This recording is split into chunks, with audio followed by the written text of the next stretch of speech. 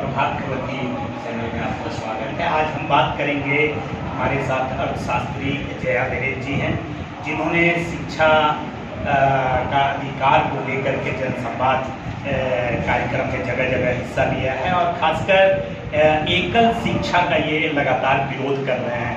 हम जानेंगे, देश में शिक्षा का अधिकार अधिनियम लागू है 2009 से।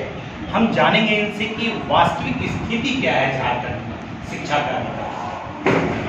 मैं समझता हूँ कि प्राथमिक स्कूलों की बात करें या उच्च प्राथमिक स्कूलों की बात करें तो लगभग हर स्कूल में शिक्षा का अधिकार का उल्लंघन है। कहीं टीचर की कमी है, कहीं सुविधा की कमी है, कहीं पढ़ाई की कमी है। मुझे लगता है कि बहुत कम स्कूल होंगे जिसमें हम कह सकते हैं कि शिक्षा का अधिकार का कानून का पालन होगा।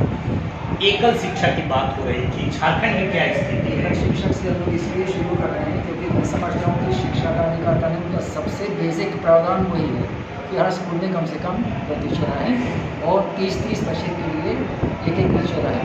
क्योंकि जहाँ टीचर अकेले है वहाँ मेरे समझ में पढ़ाई बिल्कुल नहीं हो सकती है। कई बार उपस्थित भी नहीं है, उपस्थित है भी तो भी। और आप सब याद रखिए, एकल शिक्षक वाले स्कूलों में कम बच्चे नहीं हैं, 50, 80, कभी 100 से ज़्यादा बच्चे भी हैं। तो ऐसे नहीं है कि इन स्कूलों में कम बच्चे हैं। तो अगर 50, 60, 80 बच्चे आपके सामने हैं और अकेले हैं तो आप समझ सकते हैं कि इसमें तो पढ़ाई नहीं हो सकती। मैं इन स्कूलों को स्कूल नहीं समझता हूँ, इन स्कूलों को मैं टाइम पास के अंदर समझता हूँ। इसमें पढ़ाई का कोई सवाल नहीं है।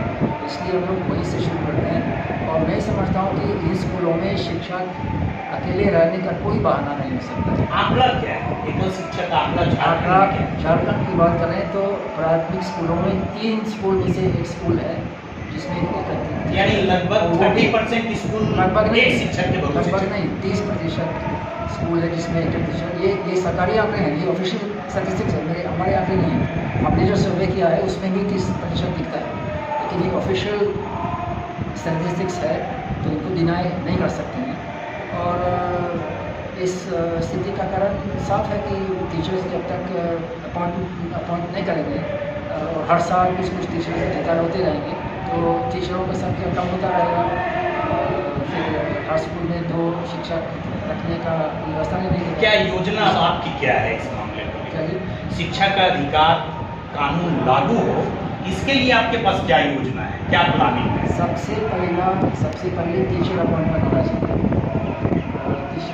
एकल शिक्षक रांची डिस्ट्रिक्ट में भी 400 से ज़्यादा एकल शिक्षक स्कूल है। इस गिरिडीह डिस्ट्रिक्ट में 500 से ज़्यादा है। मुख्यमंत्री के कॉन्स्टिट्यूएंसी में लगभग 80% तक स्कूल में एक टीचर है।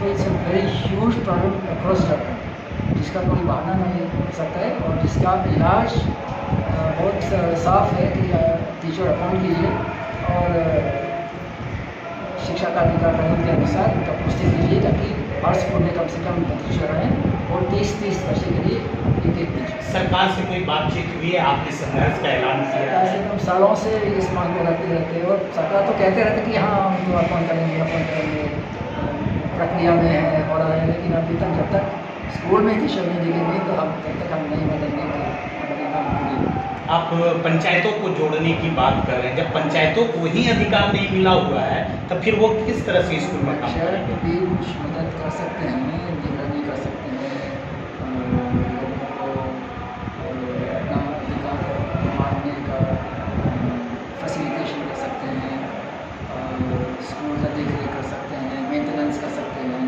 अपने फंड को लेके जहाँ पर नहीं दिख रहा है उसका इलाज भी कर सकते हैं। लेकिन ज़्यादा पावर नहीं है मानते हैं। तो मुख्य जिम्मेदारी सरकार के पास है। तो आपने सुना, हमारे साथ थे अर्थशास्त्री जया धीरेज जी। इन्होंने कहा कि सरकार से इनकी बातें होती रही है लेकिन कोई इसका सॉल्यूशन नहीं निकला है। लेकिन इस एकल शिक्षक अभियान के विरोध में उनका यह अभियान चलता रहेगा।